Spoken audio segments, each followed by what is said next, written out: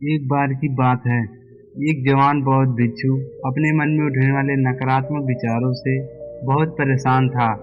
ना चाहते हुए भी उसके मन में तरह तरह के गलत विचार आते रहते।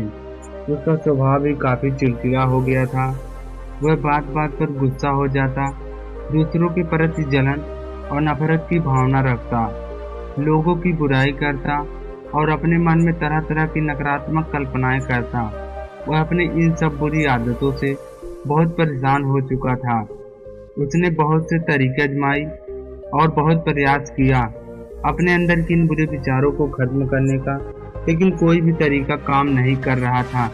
अंततः एक दिन परेशान होकर उसने अपने गुरु के पास जाने का निर्णय लिया। गुरु एक बहुत बुद्धिमान और आत्मज्ञानी व्यक्ति थे।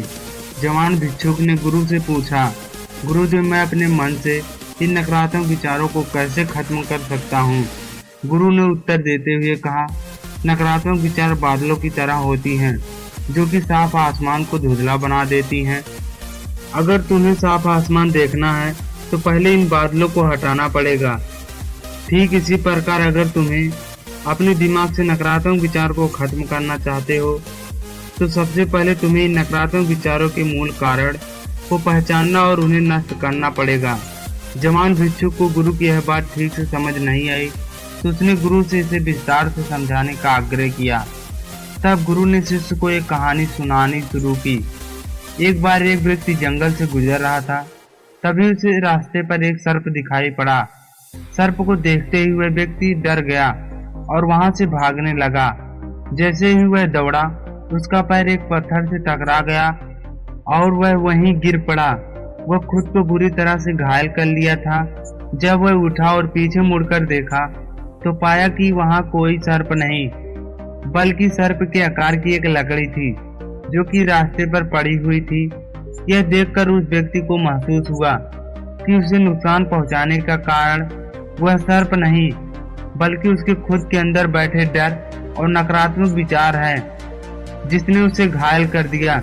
यह कहानी खत्म करते हुए गुरु ने उस जवान भिक्षुक से कहा, मन के नकारात्मक विचार इस कहानी के सर्प के भांति जो तुम्हारी परेशानी का मूल कारण नहीं है, बल्कि तुम्हारी समस्या का मूल कारण तुम्हारे अंदर बैठा डर, हीन भावनाएं और अतीत के बुरे अनुभव हैं, जो कि नकारात्मक विचार, गुस्सा और द्वेष के रूप में बाहर आते हैं। इसीलिए अगर तुम्हें अपने मन से नकारात्मक विचारों को खत्म करना है तो इसके मूल कारण को पहचान कर उसे नष्ट करना होगा। अब हम इस कहानी को अपने जीवन में कैसे लागू कर सकते हैं, इसके लिए कुछ महत्वपूर्ण बातें हैं। पहला, माइंडफुलनेस यानी जागरूकता का अभ्यास करो। अपने विचारों और भावनाओं के प्रति जागरूक रहो।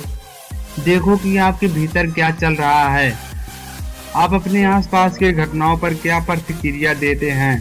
साथ ही मन में उठने वाले नकारात्मक विचारों के कारण का पता लगाने का प्रयास करो।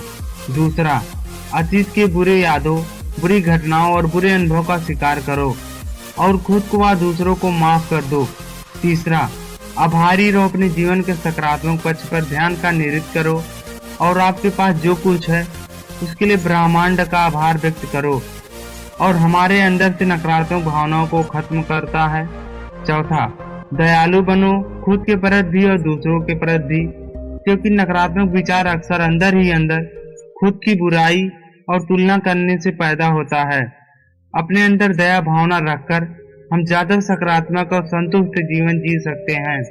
संक्षिप्त में यह कहानी हमें यह सिखाती है कि नकारात्मक विचार हमारी परेशानी का मूल कारण नहीं है।